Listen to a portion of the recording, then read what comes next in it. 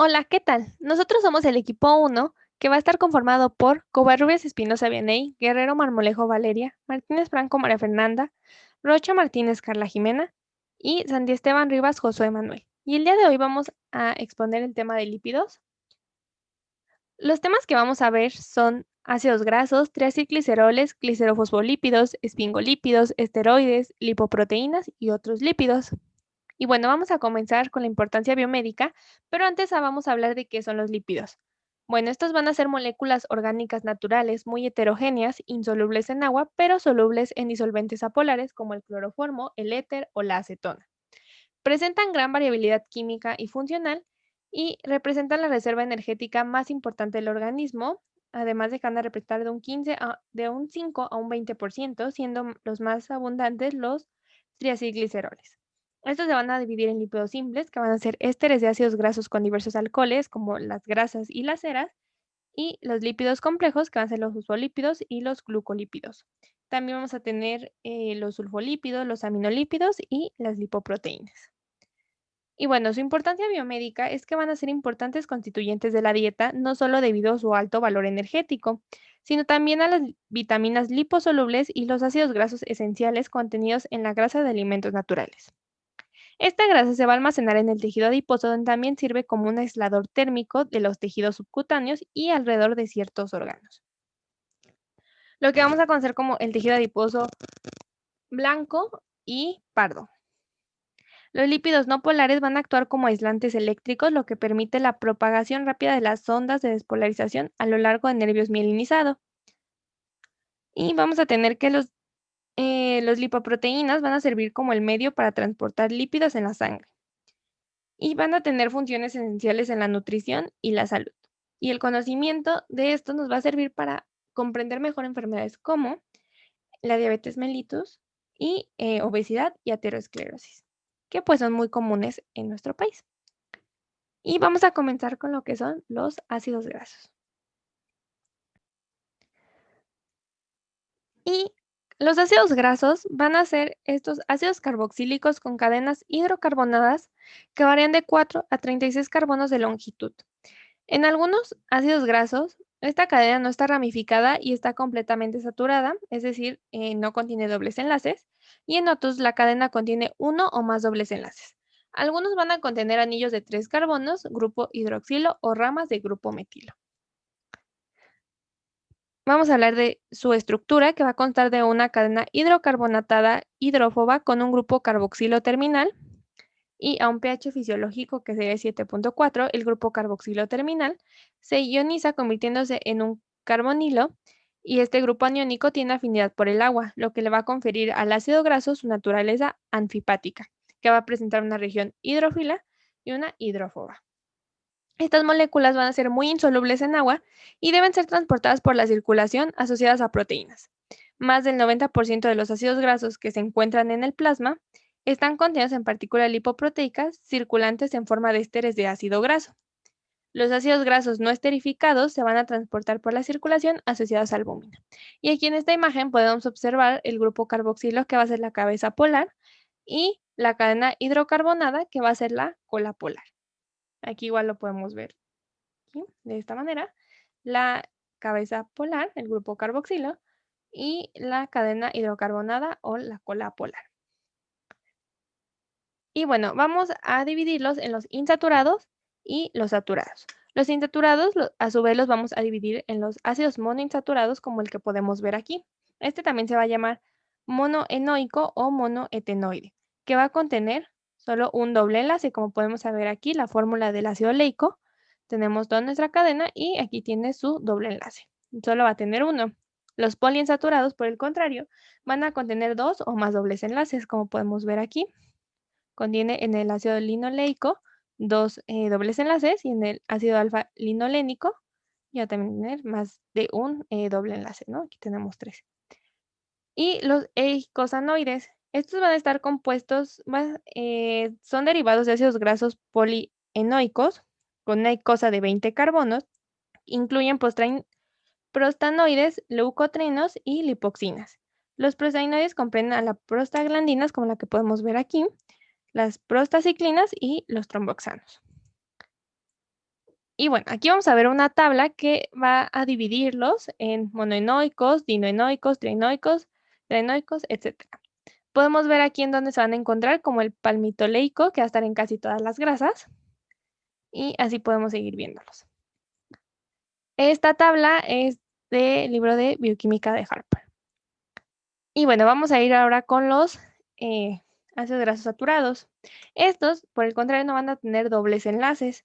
Aquí pues podemos ver como el ácido acético, que es este, que va a tener un CH3 y un grupo carboxilo terminal, bueno, un grupo carboxilo como el primer miembro de la serie, en la cual se van a agregar de manera progresiva CH2 y entre los grupos CH3 y carboxilo terminales. Esta sería la imagen. Y bueno, aquí también vamos a tener nuestra cuadro, donde vamos a tener como, por ejemplo, el ácido acético con 2 átomos de carbono y pues va a ser el principal producto terminal de la fermentación de carbohidratos. El butírico, que va a ser en especial de mantequilla. El palmítico, que va a estar común en todas las grasas animales. Y en esta también podemos ver otra tabla, aquí no lo va a dividir en ácidos grasos saturados y los insaturados, que en su mayoría van a ser cis. Ahorita, más adelante vamos a ver lo que es cis y trans. Y vamos a tener aquí su estructura no ionizada y el nombre sistemático del ácido y las fuentes naturales donde podemos encontrarlos. Y bueno, vamos a ir con los ácidos grasos esenciales. Estos, pues, ¿cuáles van a ser? Van a ser aquellos que son ácidos que van a estar líquidos incluso a temperaturas frías y van a ser también llamados ácidos grasos omega, como el omega 3 y el omega 6. Estos se deben incluir en la dieta porque el metabolismo del cuerpo no los puede derivar de otros ácidos grasos. Como aquí podemos ver, el ácido linolénico y el linoleico, que no podemos sintetizar por la falta de enzimas. Este es el ácido linolénico y este el ácido linoleico.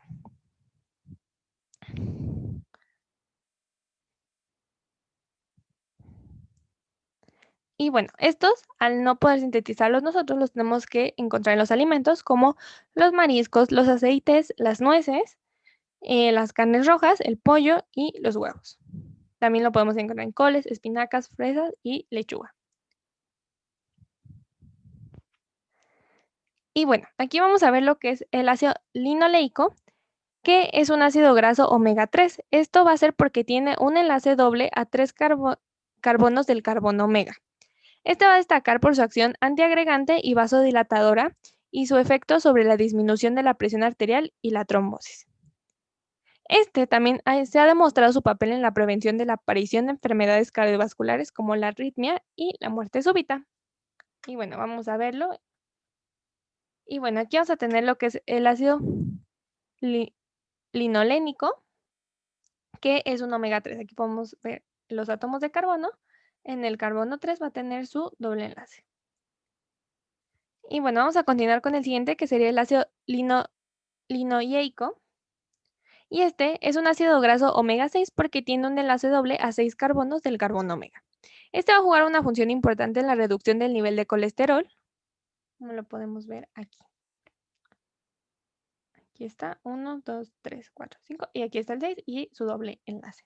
También vamos a tener el ácido araquidónico, como podemos ver, que va a ser un omega 6 que va a reducir ambos tipos de colesterol, como el HDL y el LDL. Bueno, en esta imagen no está, pero podemos ver, como dijimos, los esenciales comparándolo con ácido oleico, que es un omega 9, es decir, no todos los omegas van a ser esenciales. Este es no esencial, ¿no? Igual tiene en el carbono 9 su doble enlace, pero no es esencial. Y bueno, vamos a pasar con lo que son sus propiedades físico-químicas y vamos a comenzar con la isomería geométrica. Y bueno, los ácidos grasos insaturados observa un tipo de isomerismo geométrico. Esto va a ser según la orientación de átomos o grupos alrededor de los ejes de doble enlace que van a impedir la rotación. Entonces, dado que el doble enlace es una estructura rígida, se pueden presentar en conformación cis, que es cuando los grupos semejantes o idénticos se encuentran en el mismo enlace, como podemos ver en esta imagen. O trans si se encuentran en lados opuestos, como en esta. En el cis, pues podemos hablar de que casi todos los ácidos grasos vamos a tener que van a ser en su mayoría cis, de cadena larga insaturados, ¿no? Van a presentar de esta manera la configuración cis. Las moléculas van a estar dobladas en 120 grados en el doble enlace. Y el trans, pues aquí vamos a tener que los doble enlace van a estar presentes, van a alterar estas relaciones espaciales, ¿no? Bueno, por ejemplo, vamos a ver esta imagen. Ok, aquí podemos ver que este es un cis que va a tener forma de curva y este doble enlace trans que va a tener una forma recta, ¿no? Esto va a alterar pues esta relación espacial que tenía el cis. Esto, el ácido cis va a propiciar diversas configuraciones espaciales de la molécula, como el ácido araquidónico, que va a tener con 4 dobles enlaces cis y va a estar doblado en forma de U. Este tiene profunda importancia para el empaque molecular en membranas celulares y sobre las posiciones ocupadas por ácidos grasos en moléculas más complejas, como los fosfolípidos. Y bueno, los ácidos grasos trans se sabe que son nocivos su consumo para la salud. Y esto se va a relacionar con el aumento de enfermedades, entre ellas como las enfermedades cardiovasculares y la diabetes mellitus tipo 2. Como podemos ver, lo encontramos en los alimentos de este tipo. Y vamos a pasar por último en ácidos grasos a la esteroisomería. Vamos a empezar con la saponificación. Y este es un proceso químico por el cual un cuerpo graso unido a un álcali agua da como resultado jabón y glicerina. Esto es una hidrólisis alcalina de la preparación lipídica, como podemos ver en esta imagen. La esterificación es el proceso por el cual se va a sintetizar un éster. El ácido graso se va a unir a un alcohol por enlace covalente y va formando un éster y liberando una molécula de agua. ¿Cómo podemos ver? Aquí podemos verlo mejor. Aquí estamos liberando nuestra molécula de agua y formando lo que es el triglicérido o triacilglicerol. La hidrogenación va a ser la reacción redox cuyo resultado final visible es la adición de hidrógeno a otro compuesto. Aquí vamos a tener que los ácidos se van a transformar en grasas sólidas mediante la adición del hidrógeno a altas presiones y temperatura en presencia de un catalizador, como podemos ver en esta imagen. La oxidación es, aquí vamos a tener como la lipoperoxidación, es la oxidación de los ácidos grasos poliinsaturados. Es una reacción en cadena que comienza con la abstracción de un hidrógeno de un ácido graso, convirtiéndose en un radical libre. Aquí vamos a tener la obtención de energía metabólica por parte del organismo, como podemos ver en esta imagen. Y por último vamos a tener a las micelas. Van a ser líneas rectas o quebradas que van a tener la cadena hidrocarbonada, que va a ser la hidrofóbica, y que van a acabar en círculo, donde la cabeza polar va a ser la hidrofílica. Es decir, la hidrofóbica va a estar en el interior y la hidrofílica en su exterior. Gliceroles, los cuales podemos encontrar clasificados como lípidos sencillos o simples, principalmente como grasas o aceites, los cuales los vamos a obtener a través de nuestra alimentación. Los podemos encontrar como triacilgliceroles, enfatizando su estructura, triacilglicéridos o triglicéridos, que comúnmente este término lo escuchamos más cuando se requiere hacer un estudio para evaluar la concentración de grasas en sangre, pero de las tres maneras es correcto nombrarlo. Son ésteres de glicerol formados por 3 moléculas de ácidos grasos. Son denominadas grasas y serán de tipo neutras debido a que no tienen carga. Esto ocurre porque el grupo carboxilo de cada ácido graso se encuentra unido al glicerol por medio de un enlace covalente. Entonces también son moléculas apolares, hidrófobas e insolubles en agua. En cuanto a su nomenclatura, se dividen en simples y mixtos. Simples cuando hay el mismo ácido graso en las 3 posiciones del glicerol, como se observa en el ejemplo. Mixtos cuando hay 1, 2 o 3 ácidos grasos distintos y se deberá nombrar a los ácidos grasos consecutivamente, como está aquí en la imagen. En cuanto a su clasificación, ya la vimos con anterioridad, que sería en líquido y sólido, como ya lo comentó mi compañera, dependiendo de su grado de insaturación, como saturados o insaturados. Y vamos a encontrar que generalmente los sólidos estarán saturados, que serán las grasas animales, y los líquidos insaturados, como grasas vegetales, tomando en cuenta que naturalmente estos serán ácidos grasos cis. Esto es importante ya que lo veremos en unos momentos. Entre las funciones que destacan, tenemos que son principal almacenamiento y transporte de los ácidos grasos. Sabemos que nuestro tejido adiposo es blanco. Es blanco y pardo, pero el blanco va a estar conformado por células especializadas llamadas adipocitos, con una sola gota de grasa, o mejor dicho, el almacenamiento de los ácidos grasos en forma de depósitos de triacilgliceroles. Recordemos que este tipo de tejido adiposo blanco es la mayor parte de nuestro cuerpo y lo encontramos en tejido subcutáneo, mamas y cavidad abdominal. Se encargará también del aislamiento térmico, impidiendo la pérdida de calor, ya que la grasa es mala conductora de este. Pero por otro lado, también va a ayudar a la termogénesis, y esto será a través del tejido adiposo pardo, en el cual los adipocitos, en lugar de tener una sola gota de grasa, van a tener muchas gotas, que en realidad sabemos son los depósitos de triacilgliceroles. Este tejido abunda en su mayoría en los recién nacidos, pero bueno, lo que nos importa es que su función va a ser generar calor en el organismo mediante reacciones metabólicas, donde veremos que las mitocondrias van a utilizar a la grasa como sustrato energético para disipar el calor. Como sabemos, los adipocitos tienen lipasas, las cuales van a catalizar la hidrólisis de los triglicéridos, liberando ácidos grasos para exportarlos a lugares donde nuestro organismo los requiera como combustible, ya que igual van a funcionar como importante reserva energética, generando aproximadamente 9 kilocalorías sobre gramo. Y bueno, aquí quiero mostrar una desventaja de estos, porque en la actualidad, para poder mantener en óptimas condiciones, sin que a los alimentos ricos en grasas como aceites vegetales y lácteos, sin que estos se vuelvan rancios, y mejorar su estabilidad a altas temperaturas cuando estos son cocinados o fritos, por ejemplo, se lleva a cabo la hidrogenación parcial. ¿Y esto cómo va a ocurrir? Bueno, primero sabemos que estos alimentos o estas grasas van a estar expuestas a oxígeno del aire. Entonces, esto va a ocasionar una ruptura oxidativa de los dos enlaces de los ácidos grasos insaturados, lo que les va a dar mayor volatilidad y por eso ese olor a rancio.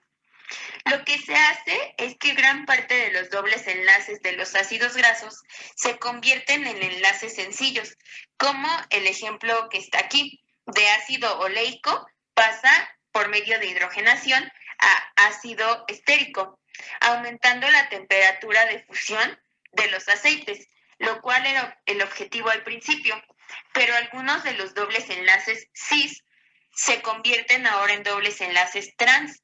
Y así, los ácidos grasos aumentan la concentración de triglicéridos, pero también de colesterol y de colesterol LDL, que serán las lipoproteínas de baja densidad, disminuyendo el HDL, que es de alta densidad.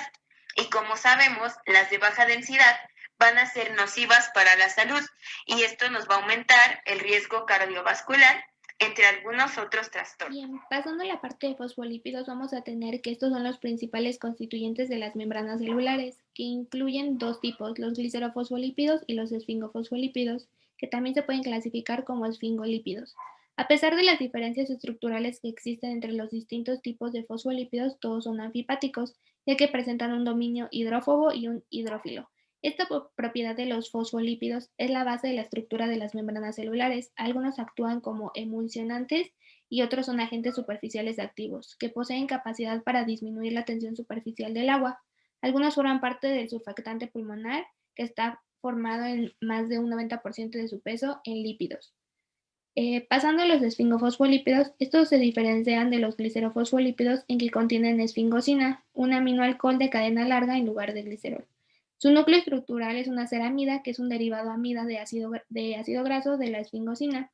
Los esfingolípidos pueden ser de dos tipos: los esfingofosfolípidos, en los que la ceramida está esterificada con un grupo fosfato al cual se une una cabeza polar, y los esfingoglucolípidos, que no contienen fosfato y en los que un hidrato de carbono está unido por enlace O-glucosídico a la ceramida, por lo que también se denominan glucolípidos. En los esfingofosfolípidos y específicamente en la esfingomielina, la esfingosina está unida por enlace fosfodiéster a la colina. La esfingomielina es el principal esfingofosfolípido, es neutra en condiciones de pH fisiológico y ya que contiene una carga positiva y una negativa. Los ácidos grasos más habituales en su estructura son el palmítico, el esteárico, el lignocérico, el cerebrónico y el nervónico. La esfingomielina se localiza principalmente en la membrana plasmática y es el principal fosfolípido de la vaina de mielina. Los gliceroglucolípidos son relevantes en las plantas y en animales. En animales son minoritarios y se localizan fundamentalmente en el cerebro y el tejido nervioso, donde representan un escaso 0.1 a 0.6%. Con respecto a los glucolípidos, o también llamados esfingoglucolípidos, vamos a tener que los glucoesfingolípidos son los glucolípidos más abundantes en animales. Se encuentran en cantidades elevadas en las neuronas y se localizan mayoritariamente en la cara externa de la membrana plasmática, en la que actúan como moléculas de reconocimiento, aunque sus funciones son diversas. Algunas intervienen en el reconocimiento de toxinas bacterianas, causantes, entre otras, de infecciones del aparato genitourinario o de la neumonía. Otros son determinantes de la especificidad de los grupos sanguíneos humanos. También se ha descrito que son determinantes de las interacciones célula-célula, participando en el crecimiento y la diferenciación celular. Los de mayor relevancia biológica son los cerebrocidos, sulfátidos, globócidos y gangliósidos. Los cerebrocidos contienen como cabeza un D-monosacárido. Entre ellos, el más habitual en las neuronas cerebrales es la D-galactosa. Cuando un cerebrocido se encuentra sulfatado, se le denomina sulfátido. Los globocidos contienen dos o más monosacáridos, que son por lo general glucosa, galactosa o N-acetilgalactosamina, mientras que en condiciones de pH fisiológico los cerebrocidos y los globocidos no están cargados. Los sulfátidos son aniónicos. Los gangliosidos son los más complejos y contienen un oligosacárido en el que uno o varios residuos son de ácido siálico, que les aportan carga negativa. Vamos a continuar con los glicerofosfolípidos. Para ello vamos a dar una pequeña introducción sobre los glicerolípidos. Los glicerolípidos son esteres de la glicerina con dos moléculas de ácidos grasos, ya sea saturados o insaturados, en las porciones alfa y beta, con otra molécula en el tercer grupo, alcohol de la glicerina. Estamos hablando de dos tipos, los gliceroglucolípidos y los glicerofosfolípidos. Cuando el sustituyente es un azúcar, estamos hablando de un gliceroglucolípido, como ya nos habló nuestra compañera Valeria. Mientras el sustituyente sea un ácido ortofosfórico, estaríamos hablando de un glicerofosfolípido. Los glicerofosfolípidos o fosfolípidos, en el tercer alcohol de la glicerina, forma un enlace éster con el ácido ortofosfórico. De esta manera forma el ácido fosfatídico. Entonces, el ácido fosfatídico a su vez se une por otro enlace éster en el ácido fosfórico y un aminoalcohol o un polialcohol. Por lo tanto, el ácido fosfatídico estaríamos diciendo que es el más sencillo y es el precursor de los demás fosfoglicéridos, o sea, un ácido fosfático más su respectivo alcohol. Como lo tenemos representado en nuestra imagen, está representando a un glicerofosfolípido, específicamente al ácido fosfatídico, que es el más sencillo, es nuestro precursor, con sus dos cadenas, la de ácido graso saturado y la de ácido graso insaturado. Y del lado derecho a su alcohol, ya sea derivado aminado o un polialcohol. Recordemos que los glicerofosfolípidos son los más abundantes en la membrana celular. Por otro lado tenemos a los más comunes. Estos son la fosfatidiletanolamina, cuyo nombre común es la cefalina, la fosfatidilcolina, cuyo nombre común es la lectina, la fosfatidilserina, la fosfatidilglicerol y la fosfatidilinositol. Con respecto a la fosfatidilcolina, tenemos que es el más abundante, se sintetiza en el hígado y se puede obtener a partir de la dieta mediante el huevo y la soya. La fosfatidilcolina es el fosfolípido mayoritario del surfactante pulmonar. Se le considera el principal componente tensoactivo pulmonar, debido a que proporciona estabilidad alveolar por disminución de la tensión superficial. Además de todo esto, también facilita la absorción intestinal de vitaminas liposolubles, como lo es la vitamina A y la vitamina K. Esto, mediante los ácidos biliares, en conjunto, facilita la absorción de los lípidos de la dieta. Además de estos, tenemos otros dos grupos, los difosfatidilglicerol y los plasmalógenos. Además de un ácido fosfatídico, se puede unir a un fosfatidilglicerol, formando un fosfolípido doble, y al cual se le conoce como difosfatidilglicerol, o también conocida como cardiolipina. Esta se localiza en la membrana mitocondrial interna y en las membranas de las bacterias. Por otro lado, tenemos a los plasmalógenos, que son otro grupo de glicerofosfolípidos, cuya característica principal es que uno de los ácidos grasos se une a la glicerina mediante un enlace éter y no éster. Estos son abundantes en las membranas del corazón en aproximadamente su 50%, en el sistema nervioso aproximadamente un 20% y en el retículo endoplásmico. Por último, tenemos que sus propiedades es que, como ya lo mencionó mi compañera Valeria, son de carácter anfipático, lo que significa que los grupos hidrofilos, glicerol, fosfato y alcohol se orientan hacia el agua por enlaces de hidrógeno, y los grupos hidrófobos se alejan del agua y se unen entre sí por fuerzas de Van der Waals. También tenemos que los fosfolípidos, cuando se encuentran en disolución, dependiendo de su composición química, temperatura, etc., esto les permite construir tres tipos de agregados o tres tipos de estructuras, como son las monocapas, las micelas y las bicapas. Entre sus funciones tenemos que es meramente estructural, ya que conforman las estructuras básicas de las membranas biológicas. Las bicapas se pliegan entre sí para formar liposomas. ¿Qué son los liposomas? Son vesículas huecas que albergan en su interior una cavidad llena de agua, como lo muestra en la imagen que tenemos de este lado. Con respecto a los isoprenoides, vamos a tener que son moléculas que contienen unidades de 5 carbonos, denominadas unidades de isopreno. La síntesis de todas ellas se inicia con la formación de isopentil pirofosfato a partir de acetilcoenzima A. Existen varios tipos de isoprenoides, los terpenos, los terpenoides y los esteroides. La vitamina liposolubles son bien terpenoides o bien esteroides.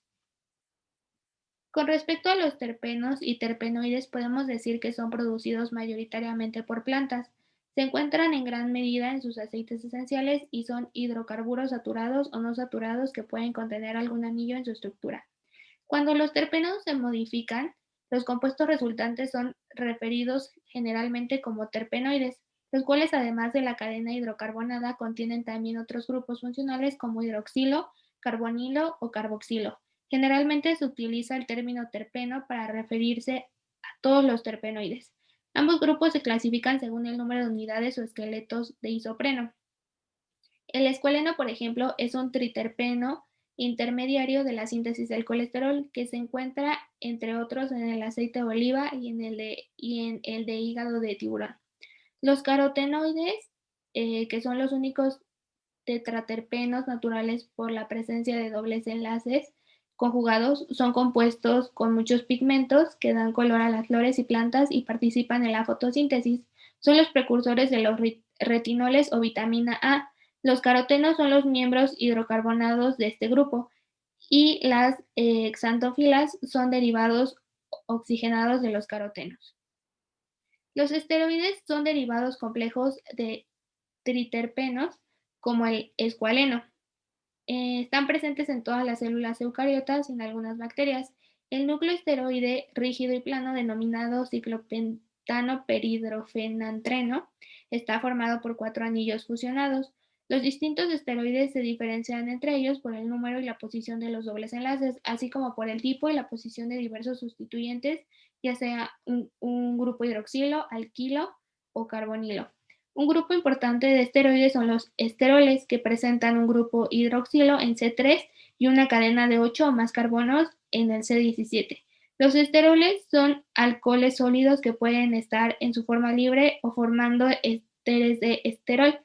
El colesterol es un esterol, que además de ser un constituyente esencial de las membranas biológicas, es el precursor de otros esteroides, como las hormonas esteroideas, los ácidos biliares y la vitamina D. Las hormonas esteroideas incluyen a los glucocorticoides y mineralocorticoides que poseen 21 átomos de carbono y son producidos por la corteza adrenal, y a las hormonas sexuales sintetizadas por las gónadas. Los primeros, además de regular el metabolismo de carbohidratos, lípidos y proteínas, poseen actividad antiinflamatoria. El glucocorticoide más importante en el hombre es el cortisol. Los mineralocorticoides regulan el balance hidroelectrolítico del organismo al aumentar la reabsorción renal de agua y sodio y la excreción de potasio. El mineralocorticoide más importante es la aldosterona. Las hormonas sexuales incluyen 3 grupos de hormonas: los progestágenos de 21 carbonos, los andrógenos de 19 carbonos y los estrógenos de 18 carbonos. Y los ácidos biliares, como el ácido cólico o el taurocólico, poseen varios grupos hidroxilo, lo que los hace más solubles que el colesterol, permitiendo la emulsificación de las grasas de la dieta. Vamos a continuar con lipoproteínas. El término lipoproteína podría describir cualquier asociación de lípidos con proteínas. Se suele restringir para un grupo concreto de complejos moleculares que se encuentran en el plasma sanguíneo de los mamíferos. Los lípidos exógenos y endógenos deben ser transportados a los diferentes tejidos u órganos, ya sea para almacenarlos, utilizados como fuente de energía o convertirlos en productos especializados, como lo son ácidos biliares, hormonas esteroideas, etc. Pero debido a que son insolubles en agua, su transporte por el plasma resulta dificultoso, ya que este es un medio acuoso. Entonces, ¿qué son y cuál es la función de las lipoproteínas? Las lipoproteínas son macromoléculas formadas por una fracción proteica denominada apolipoproteína, APO, y una fracción lipídica, cuya función es empaquetar los lípidos insolubles en el medio acuoso del plasma y transportarlas desde el intestino y el hígado a los tejidos periféricos, y desde estos devolver el colesterol al hígado para su eliminación del organismo en forma de ácidos biliares, fundamentalmente. Entonces, ¿cuál es su estructura? Lo constituye un sistema polidiverso y heterogéneo de partículas de morfología casi esférica, que tienen un núcleo o core hidrófobo formado por lípidos no polares, es decir, colesterol esterificado y triglicéridos, y por una capa superficial hidrófila que contiene colesterol no esterificado, fosfolípidos y unas proteínas específicas que son las aproproteínas. Se clasifican en kilomicrones, lipoproteínas de muy baja densidad, VLDL, lipoproteínas de densidad intermedia, IDL, lipoproteínas de baja densidad, LDL, lipoproteínas A o LPA o skinning prebeta y lipoproteínas de alta densidad, HDL. Todos estos del inglés, very low density lipoprotein, intermediate density lipoprotein, low density lipoprotein, high density lipoproteins. ¿Cómo es su composición de las lipoproteínas? Tenemos en esta tablita que la composición química de las lipoproteínas la clasifica como las apoproteínas que la conforman, lípidos, colesterol, triglicéridos y fosfolípidos expresado en porcentajes. Por ejemplo, los kilomicrones están formados por las apoproteínas A1, A2, A4, B, 48, C y E, por un 98% de lípidos, 4% de colesterol, 90% de triglicéridos y 6% de fosfolípidos. Otro ejemplo, la HDL está formada por las apoproteínas 50, A1, A2, A4, C, D y E. En cuanto a lípidos, un 50%, un 36% de colesterol, 14% de triglicéridos y 50% de fosfolípidos. Hay que recordar que las partículas más pequeñas tienen mayor porcentaje de proteínas de superficie y de lípidos anfipáticos que las grandes. Por ejemplo, en esta otra imagen tenemos ordenados la HDL, la LDL, la VLDL y los kilomicrones. Todo esto va de más proteínas, menos lípidos, mayor densidad, hacia menos proteínas, más lípidos y menor densidad. Vamos a continuar con las características físicas de las lipoproteínas. Tenemos lipoproteína, movilidad electroforética, diámetro en nanómetros y densidad en gramos sobre mililitro. Por ejemplo, los kilomicrones tienen una movilidad electroforética de origen, un diámetro de entre 75 y 1200 nanómetros y su densidad es menor a 0.93 gramos sobre mililitros. Las VLDL tienen una movilidad electroforética pre-beta, un diámetro entre 30 y 80 nanómetros, una densidad entre 0.93 y 1006 gramos sobre mililitro. Las IDLs tienen una movilidad electroforética pre-beta, igual que las VLDLs, un diámetro de 25 a 35 nanómetros y una densidad de 1006 a 1019 gramos sobre mililitro. Las LDLs tienen una movilidad electroforética de origen de beta, un diámetro de 18 a 25 nanómetros y una densidad de 1019 a 1063 gramos sobre mililitro. La LPA tiene una movilidad electroforética pre-beta, un diámetro entre 26 y 30 nanómetros y una densidad entre 1040 y 1130 gramos sobre mililitro. Y la HDL tiene una movilidad electroforética alfa, un diámetro de entre 5 a 12 nanómetros y una densidad de entre 1063 a 1210 gramos sobre mililitro. Vamos a continuar con las funciones específicas. Ya mencionamos la función general de las lipoproteínas, pero cada una de ellas tiene funciones específicas. Por ejemplo, los kilomicrones transportan la grasa desde la mucosa intestinal hasta el tejido adiposo y el hígado para almacenarse, mientras que las VLDL transportan los triglicéridos sintetizados en el hígado a partir de los azúcares hasta el lugar de almacenamiento del tejido adiposo. Las LDLs transportan desde el hígado hasta los tejidos la mayor parte del colesterol, ya sea endógeno o exógeno, además de transportar gran parte de triglicéridos y fosfolípidos. Y el HDL transporta el colesterol sobrante hasta que el hígado para que sea degradado y después excretado a través de la bilis. Por último, vamos a hablar de las apoproteínas. Las apoproteínas son los componentes proteicos de las lipoproteínas. Son proteínas anfipáticas con un elevado contenido en estructura helicoidal que se asocian débilmente con la particular lipoproteicas. Su contenido helicoidal aumenta cuando se incorpora a las lipoproteínas. Se trata de hélices alfa que tienen sus residuos hidrófilos e hidrófobos situados en lados opuestos de las estructuras, como se muestra en la imagen. La parte hidrófila interacciona con el medio acuoso y con la cabeza polar de los fosfolípidos de la lipoproteína, y la hidrófoba se orienta hacia el núcleo no polar de la lipoproteína. Las hélices alfa de las apoproteínas se podrá decir que flotan sobre la superficie de los fosfolípidos de las lipoproteínas y sirven como ligandos para receptores celulares y como cofactores de enzimas implicadas en el metabolismo de las propias lipoproteínas.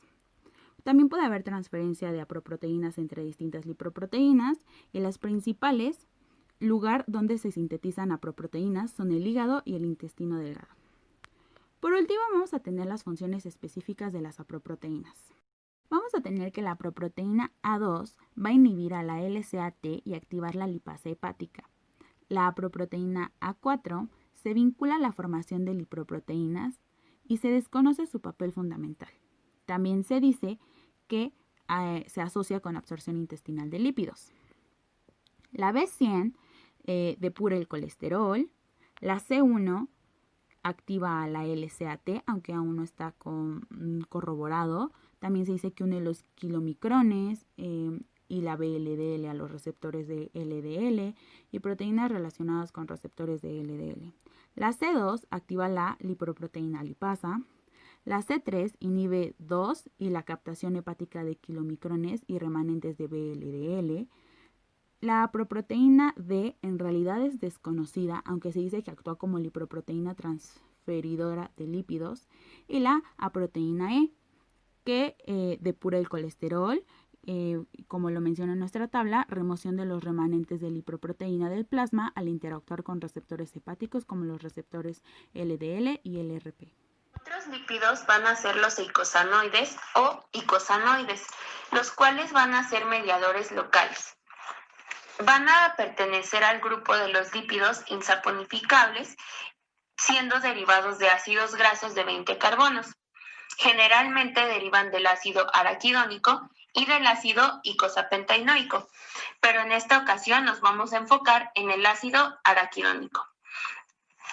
Entonces, vamos a tener a la bicapa fosfolipídica que se activa por medio de estímulos físicos, químicos o mecánicos en nuestro organismo, para así poder liberar ácido araquidónico. Esto va a ser por medio de o con ayuda de la enzima fosfolipasa A2. Después se van a necesitar otras enzimas que van a ser la ciclooxigenasa 1 y 2, encargada de liberar prostaglandinas y tromboxanas.